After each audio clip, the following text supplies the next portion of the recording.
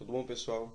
Eu sou o professor Victor Bruno e hoje a gente vai ter uma aula, uma explanação, assuntos, conceitos fundamentais sobre ecologia, tá ok? Como a gente pode observar na nossa ilustração, na nossa aula, animais, interação com seres vivos, esse meio harmônico ou desarmônico, tá ok? Então, para começar a nossa aula, a gente parte do ponto da definição de que realmente seria ecologia.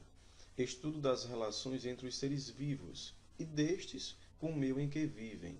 O que é que eu faço no ambiente em que eu estou, qual a minha função e, consequentemente, onde é que eu moro.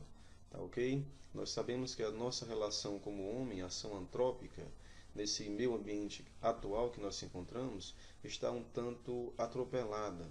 Nós invertemos o papel, nós estamos deixando de ter uma relação harmônica há muito tempo com o nosso meio ambiente. E claro que isso nos causa danos. Danos esses que nós estamos presenciando agora, seja na atmosfera, seja na temperatura, seja nos próprios alimentos. Então tudo isso está interligado. É uma teia de comunicações. Nós não podemos deixar isso passar em branco. Dando continuidade, nós vamos tentar entender o que viria a ser ecologia. Então esse cara, Ernest Reichnel, ele de 1869, ele começou esses estudos. E naquele tempo nós tínhamos pessoas que estavam à frente do seu tempo.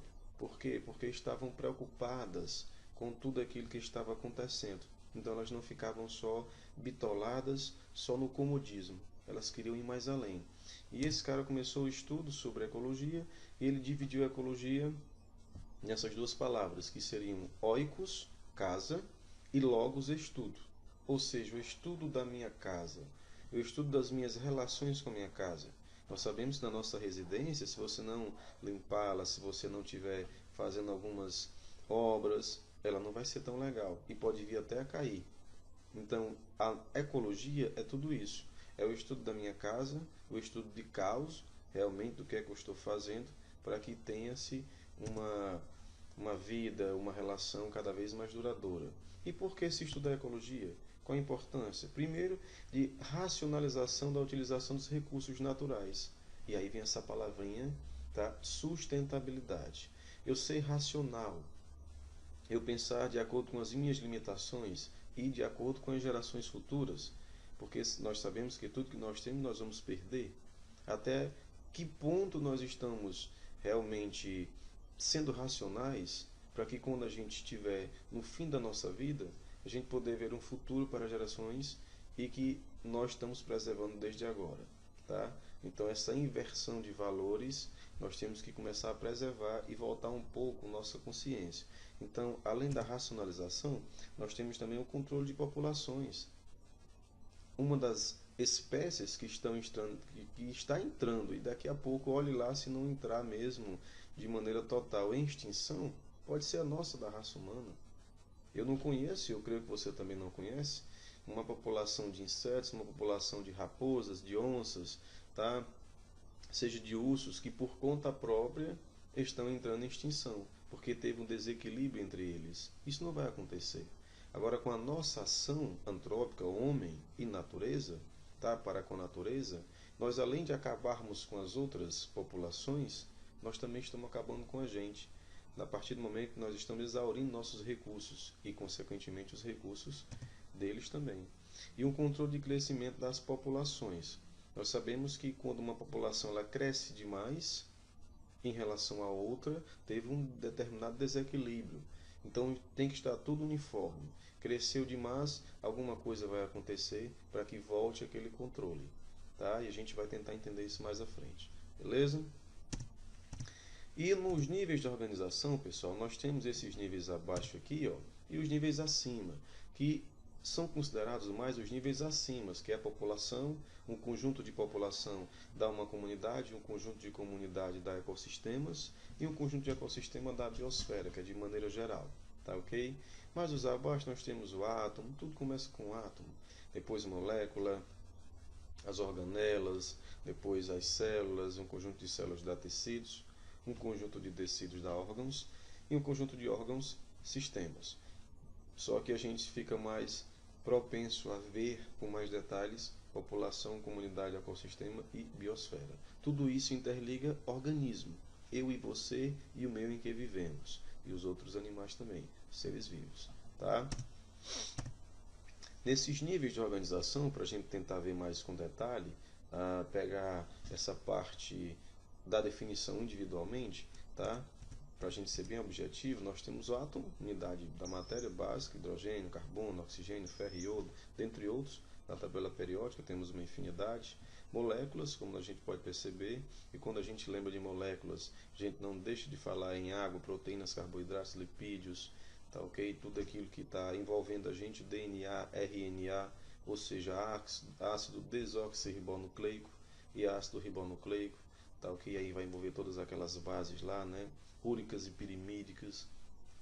Organelas, conjunto de moléculas, tá ok? Que a gente também não deixa de ver quando a gente está estudando as organelas citoplasmáticas, tá? Tudo isso envolve esse contexto. Célula, tecidos e órgãos, que são um conjunto de organelas, tá? E organelas essas que nós lembramos que são desde um retículo endoplasmático rugoso a um complexo de Golgi, ribossomos, lisossomos, peroxomos, vesículas, vacúolo, parede celular, membrana plasmática, é uma infinidade, tá ok? E nós vimos hemácias, neurônios, espermatozoide, óvulo, zigoto, tá ok? Nesse contexto de célula. Tecidos, conjunto de tecidos semelhantes, aí quando fala de tecido nós falamos em histologia animal, ou seja, tecido conjuntivo, tecido epitelial, muscular, uma infinidade deles que compõem o nosso corpo e que também estão inseridos nesse patamar da ecologia. Órgãos, tá ok, né? Nós falaremos de vários aqui, mas para ser bem sucinto, porque nós temos mais à frente uma ilustração em flash, tá ok, que nos dá um recurso mais aprimorado sobre isso, tá? Sistema, organismos, tá? Ó, sistemas que é o conjunto de órgãos que vai desde o sistema digestório, respiratório, circulatório, excretor, ou seja, envolve todo esse sistema cardiovascular, respiratório, tá? Sistema excretor, glândulas sebáceas, sudoríparas, então é uma infinidade disso. Organismos unicelulares e pluricelulares, e quando a gente fala disso, a gente também tem que falar os 5 grandes reinos que existem. Reino Monera, Protista, Fungi, Animalia e Plantae. Então começa desde os protozoários, vem subindo bactérias até chegar nas plantas, nos animais, seres eucariontes, seres envoltos por uma carioteca, seres que estão guardando a sua preciosidade, que é o seu DNA, juntamente com o seu RNA. Tá ok? Beleza? Vamos dar prosseguimento. Tá? E aqui nós temos só uma ilustração dos seres pluricelulares. Esses níveis de organizações, como a gente vinha a falar, população e um conjunto de populações vai dar comunidade. Funciona mais ou menos assim. População, que é um conjunto de organismos da mesma espécie que vive numa determinada região ali, uma determinada área. Então, um exemplo aqui nós temos as zebras, tá ok? Então, são mesma espécie que estão ali numa determinada região. Quando nós passamos para a comunidade, aí nós temos que levar em consideração o meio biota ou biocinese. Biota, meio vivo. Se estivesse falando em abiota, seria aquilo que está morto. Aos nossos olhos, aparentemente. Tá ok? Química e física, esse processo químico e físico que nós não vemos, tá? Mas que está lá. É meio abiota. E o meio biótipo, é justamente esse meio vivo. Então, um conjunto de organismos de espécies diferentes que vivem numa determinada área. Então, se eu tenho populações que é a mesma espécie, várias populações, eu posso ter uma população de zebra, população ali de leões, população de macacos, e quando todas essas se juntam, formam comunidades, tá ok? Como a gente percebe na ilustração abaixo, essas comunidades que estão aqui estão passando de um lado para o outro. Isso aqui mais à frente nós podemos ter um barramento, uma separação geográfica. Isso influencia bastante também. A partir do momento em que uma determinada população inserida naquela comunidade, ela pode, por meio de uma catástrofe, de um efeito físico ou químico, tá? No caso do que aconteceu lá, ela ser dividida da sua espécie original. e com o passar do tempo, a sua reintrodução pode não ser aceita e dificilmente vai ser aceita, tá ok?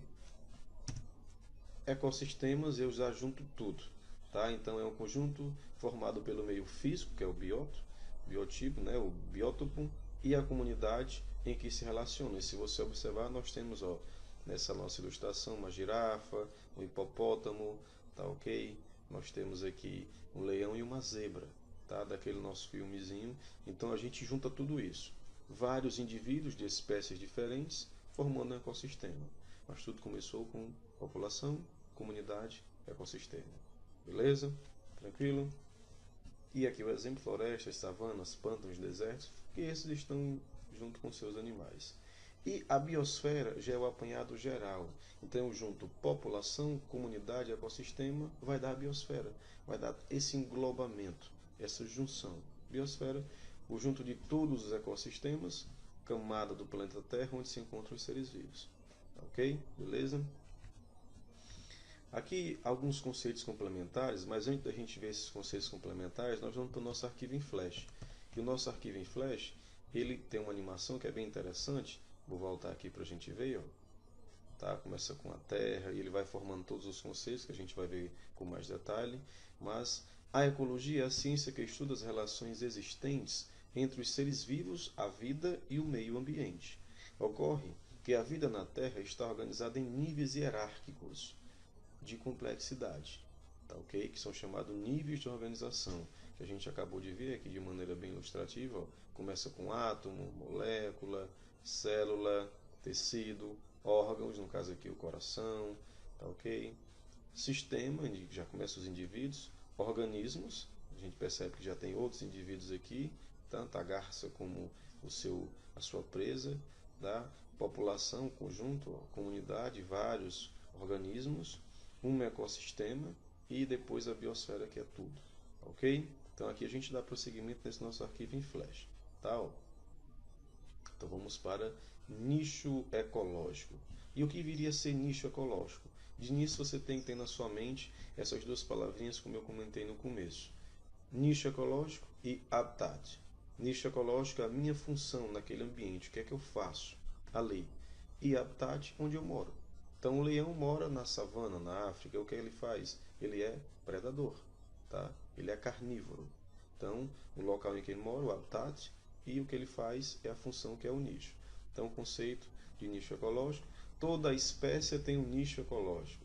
Trata-se do modo de vida de uma espécie, isto é, suas relações adaptativas com o meio. Sempre nós teremos essa palavrinha: seleção, natural, adaptação.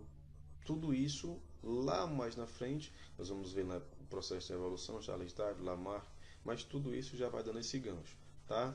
Seu tipo de alimentação, o que representa como alimento para outras espécies, porque nós sabemos que por mais que esteja na cadeia alimentar acima, mas também vai ser consumido mais cedo ou mais tarde. Finaliza nos decompositores. Sua forma de reprodução, seu modo de caça ou de fuga, porque não basta ser apenas o predador, também é a presa em alguns momentos, e seus hábitos, se é noturno ou se é diurno. Aqui nós temos um exemplo de um felino, e vamos só tentar entender a sua alimentação. A alimentação desse felino, um animal notadamente carnívoro, e é um grande predador, tá ok? Os aspectos reprodutivos desse animal: apenas as fêmeas cuidam da prole, que pode variar de 1 a 5, tá? 5 filhotinhos, após cerca de 90 dias de gestação. Então nós temos aí 3 meses, né, de gestação. Tá? Os filhotes ficam com a mãe durante todo o ano. Então, nesse processo também de adaptação e de evolução, querendo ou não, a mãe, em especial os felinos, ela sofre muito, seja leoa, seja puma, seja jaguatirica, dentre outros, tá? De acordo com biomas diferentes. Elas têm essa responsabilidade de tentar alimentar os filhos até uma certa idade. E eles ficam muito dependentes dela. Então chega a ter casos extremos de realmente esses felinos, esses filhotes, acabam morrendo pela falta de alimento e porque eles ficam muito dependentes das mães, tá? Quais são as presas desse felino? Diversas espécies de mamíferos, aves e peixes, porque não se dá o luxo apenas de ter um determinado cardápio. Então tem que ser multiuso, tá? Eu tenho que tentar pegar todas as fontes de proteínas, carboidratos, tá? E qual é o habitat desse felino? É um caçador de solitários com hábitos noturnos, são capazes de subir em árvores e morros, podem em um único dia ele deslocar-se 80 quilômetros. Então é uma área muito grande em que se faz isso. Por isso que documentários de leões comentam muito que eles acabam urinando em determinados locais para demarcar território. E olha que é um território gigantesco, certo? Aqui é apenas uma ilustração. Vamos dar prosseguimento aqui. E o que é o conceito de habitat? O conceito de habitat trata-se de um ambiente físico, tá? Palpável, em que vive uma determinada espécie. Uma determinada espécie. Várias espécies podem compartilhar o mesmo habitat, mas desempenhando diferentes atividades biológicas, ou seja, diferentes nichos ecológicos. Eu posso ter vários animais convivendo ali, mas as funções em que eles fazem é diferente. Portanto, há casos em que no mesmo habitat coexistem, convivem diferentes espécies ocupando diferentes nichos ecológicos, diferentes funções, como eu tinha falado, tá? E nós temos aqui um exemplo, tá, do qual nós vamos ver aqui. Então esse arquivo em Flash é muito legal porque ele é bem didático. Nós temos plantas, moluscos, insetos, anfíbios, tá, ok? Fungos e peixes, tá? Morando nesse mesmo local, tá? E fazendo funções diferentes, tá, ok? Beleza? Vamos passar agora para essa sobreposição de nichos ecológicos, essa subida. Quando temos no mesmo habitat espécies com nichos ecológicos semelhantes, aí nós falamos de sobreposição, alguma coisa pode acontecer ali. Coisa essa que pode surgir com o meio da competição interespecífica. E o que é uma competição interespecífica? Organismos de espécies diferentes, tá? Nós temos aqui tanto o leão, quanto o guepardo, quanto o leopardo, que vão tentar pegar esse antílope, tá? Que é a presa. Então eu tenho 3 predadores para uma presa e todos os 3 querem se alimentar. Se querem se alimentar, alguma coisa vai dar errado aí para algum deles. Nós sabemos que o antílope está cercado, mas os 3 aí vão querer se alimentar e vai gerar uma competição interespecífica. Tá, ok?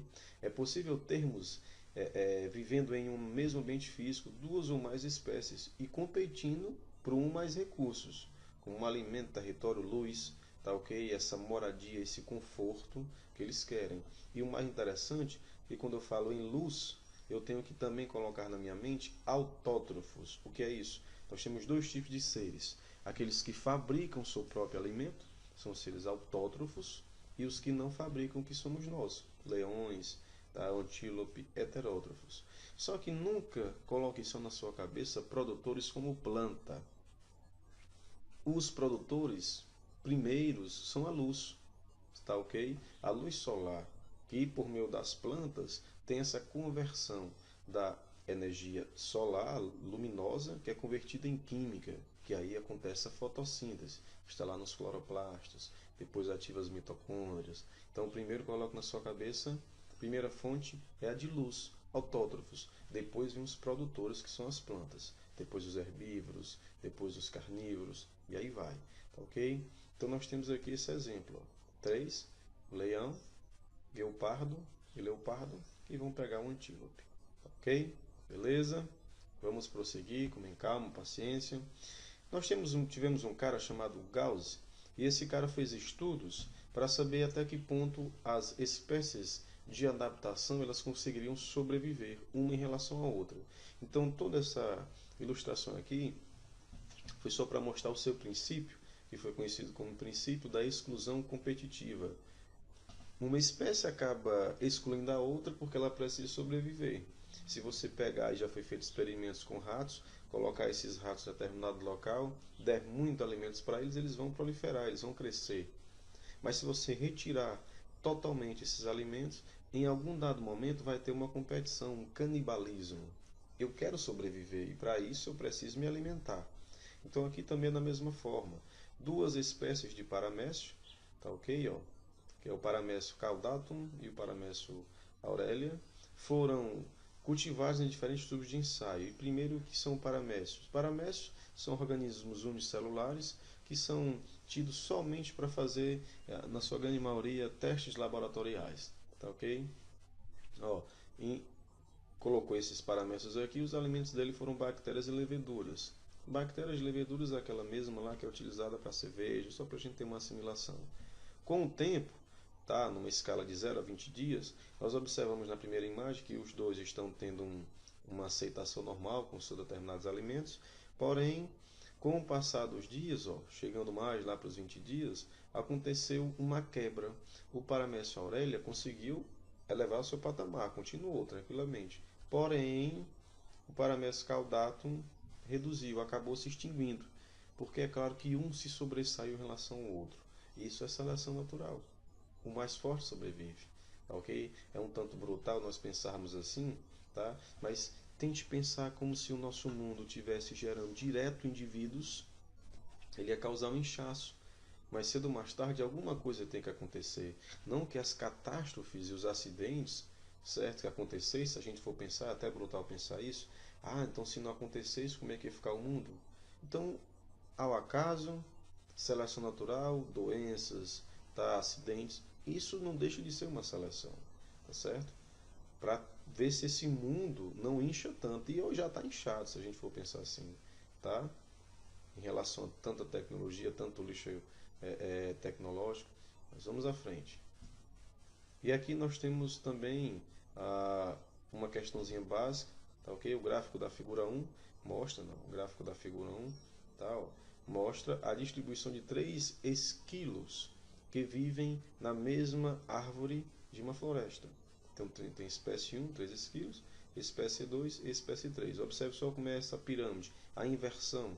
É interessante também comentar em relação à pirâmide alimentar que a nossa pirâmide está errada completamente. Porque nós começamos com carboidratos, ou seja, açúcar, lipídios, tá?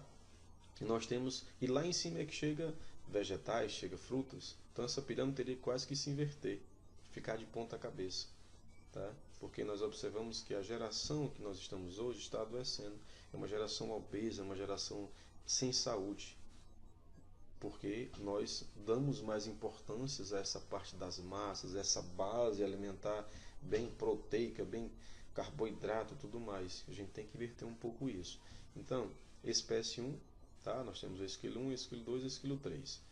E o da figura 2 mostra os alimentos preferidos por essas espécies. Então, nós temos folhas, frutos, invertebrados e casca. Então, se a gente observar na espécie 1, ela consome muito o que? O azulzinho, invertebrado. E pouca folha, uma quantidade até significativa de frutos. Tá? E olha só como é a situação. Tá certo? Nós vemos aqui que a espécie 2 consome o que? Invertebrados, mas mais a parte mais consumida aqui são cascas. Pode ser casca de árvores e tudo mais.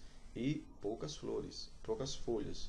Tá? E a espécie 3 consome poucos invertebrados, muitos frutos e poucas folhas. Então a gente pode observar que a base dessa aqui, o número de vezes em que a espécie foi observada naquela altura, está em porcentagem. Então observe que a espécie 3 ela tem uma base muito significativa de que de frutos, tá?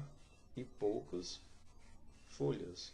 A espécie 1 tem uma quantidade significativa de invertebrados, uma quantidade mais ou menos de frutos e poucas de folhas. Então o que é que ele quer saber aqui? Com base nas informações fornecidas pelas figuras, dê 2 motivos que expliquem porque as 3 espécies podem coexistir no mesmo ambiente. De início nós sabemos que não vai ter uma competição aí, porque está num balanceamento, tá? Está numa cordialidade, numa certa harmonia.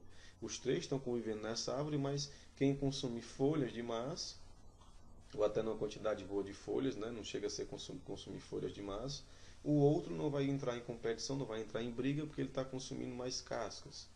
E o outro, por sua vez, que está consumindo mais cascas, não vai querer entrar em confusão com o que está consumindo menos, porque esse, por sua vez, está consumindo mais frutas. Então, a explicação seria basicamente essa. Se a gente for observar aqui a resposta,